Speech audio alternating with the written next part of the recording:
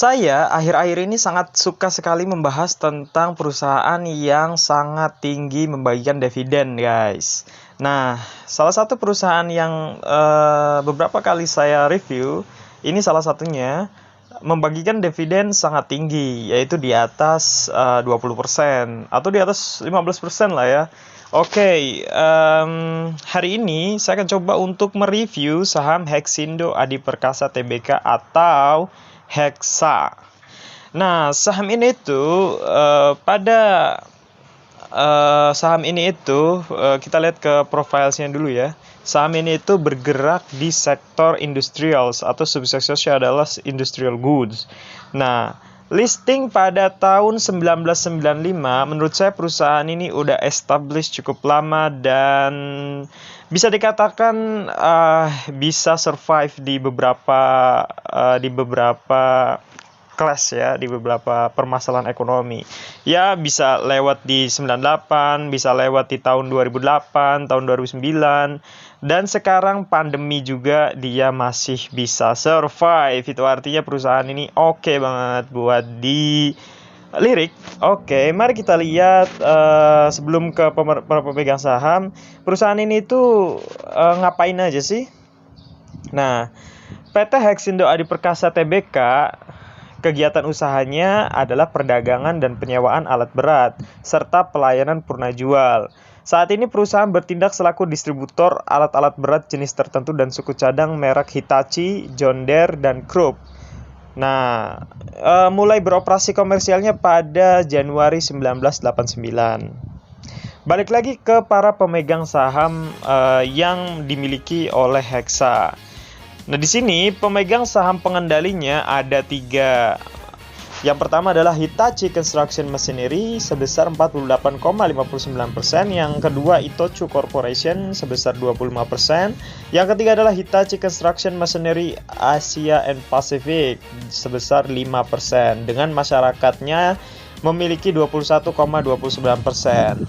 Nah, itu artinya dari para pemegang saham mayoritas ini, kita bisa melihat bahwa perusahaan ini sangat aman untuk diakumulasi karena hanya orang-orang tertentu aja yang bisa menggerakkan perusahaan ini. Itu artinya bahwa retail belum cukup mampu untuk mempengaruhi penurunan harga atau penaikan harga saham di saham Hexa, kecuali ada investor baru yang memborong saham ini begitu banyak sehingga dia dapat juga bermain untuk menggerakkan harga saham ini melalui bandar-bandarnya, guys. Nah, mari kita lihat bagaimana sih fluktuasi harga saham Hexa akhir-akhir ini.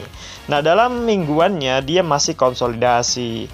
Nah, memang banyak beberapa saham yang akhir-akhir ini bergerak ke konsolidasi ya, menentukan masih wait and see terhadap kebijakan pemerintah yang akan diberlakukan di Indonesia.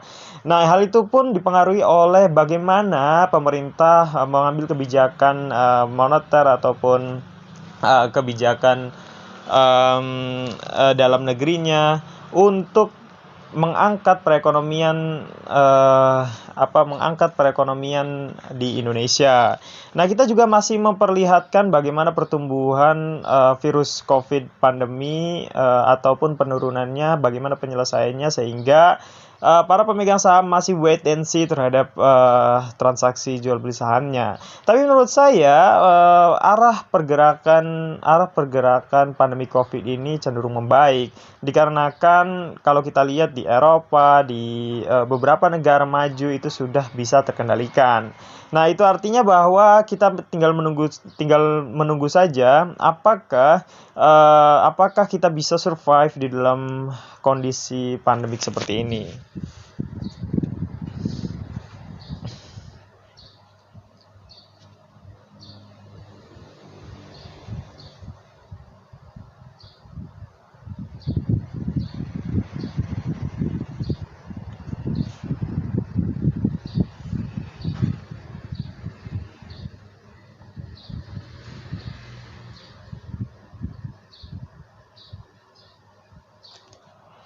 Nah, secara 3 tahunan atau 5 years-nya memang harga saham ini, ini kok ke ini sih.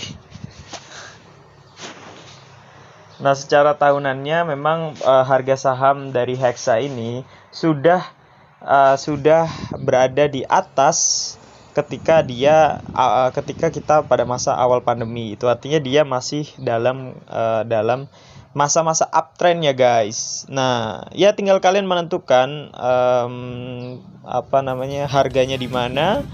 Saya pikir perusahaan ini akan kedepannya masih dalam uptrend ya, dengan market cap 3,46 triliun. Saya pikir perusahaan ini stabil ya. Nah, mari kita lihat secara analyticsnya. Pada price performance 5 tahunan, perusahaan ini sudah naik sebesar 120% guys. Nah, dengan year to date-nya yaitu sebesar 25,23%. Nah, mari kita lihat financials-nya. Dari financials-nya kita sudah bisa mengira-ngirakan bahwa perusahaan ini memang dalam manajemen yang sangat baik. Itu artinya ekuitasnya itu sangat baik dibandingkan dengan liabilitasnya. Sehingga perusahaan ini masih saya pikir mampu untuk memberikan dividen yield yang sangat tinggi untuk para pemegang sahamnya. Bagi kalian yang belum tahu apa itu dividen itu adalah distribusi pendapatan penghasilan dari si perusahaan. Nah, jadi perusahaan ini memiliki keuntungan kan? Nah, itu keuntungannya itu dibagi-bagi ke para pemegang sahamnya guys. Nah, secara tahunan memang pada tahun 2021 karena dipengaruhi oleh pandemic situation, itu artinya bahwa dari tahun-tahun sebelumnya tahun 2021 mengalami penurunan. Tetapi kalau kita lihat dengan seksama dari tahun 2017 sampai 2020 perusahaan ini terus bertumbuh guys. Itu artinya bahwa ke depan perusahaan ini akan kemungkinan untuk masih bertumbuh ke arah yang lebih baik. Nah, kita lihat dari beberapa berita yang diekspos di beberapa media di Indonesia, banyak sekali media yang memberitakan tentang dividen. Itu artinya memang dividen ini menjadi Windows dressing dari si perusahaan ini dengan dividen yield tinggi. Nah, nanti kita lihat apakah perusahaan ini masih cocok untuk diakumulasi, untuk dibeli, apakah valuasinya masih murah atau memang masih mahal. Nah, kalau kita lihat bahwa earning per share-nya ini udah gede banget ya, 0,05474. Kalau di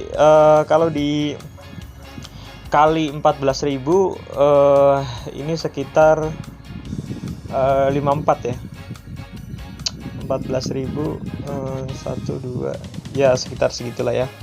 Dengan net profitnya itu sebesar 22,99 miliar ya. Miliar dolar, million berarti 22,99 juta dolar. Nah, kita lihat bagaimana sih valuasi dari Hexa. Nah, dengan pernya yang masih 5,26 kali, saya pikir perusahaan ini masuk ke dalam kriteria perusahaan yang menarik di mata saya. Nah, dengan PBV yang 1,91, saya pikir ini masih terlalu mahal karena saya masih mencari perusahaan-perusahaan yang kurang dari 1 kali PBV-nya. Nah, dengan profitabilitas yang jumbo yaitu ROE-nya 36,26% untuk sekelas perusahaan yang purna jual dan konstruksi alat berat, ini saya pikir adalah angka yang fantastis bagi sekelas perusahaan yang bergerak di sektor ini dengan ROA-nya sebesar 15%. Nah, bagi kalian yang belum tahu apa itu ROE adalah profitabilitas atau keuntungan yang didapatkan dari modal awal. Nah, belum disertai hutang. Kalau ROA disertai dengan hutang. Nah, tapi apa yang bikin saya ilfil dari perusahaan ini adalah DER-nya guys. Ini DER-nya itu tinggi banget sebesar 137,58%. Nah, itu artinya bahwa DER seperti ini itu saya pikir ini wajar karena perusahaan ini perusahaan yang purna jual ya.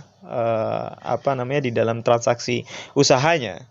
Saya pikir ini masih patut diwajarkan dengan DER yang 137%. Nah, mari kita lihat dividen yield-nya. Dividen yield-nya itu gede banget ya. Kalau kita lihat pada tahun 2021, 2020 di saat-saat masa pandemi krisis seperti ini, dia masih bisa membagikan dividen, guys. Itu artinya bahwa perusahaan ini bisa memanage perusahaannya ke arah yang baik atau keuntungannya masih bisa dipertahankan. Oke, itu aja yang bisa saya review di dalam review saham pada hari ini. Thanks for watching. Bye.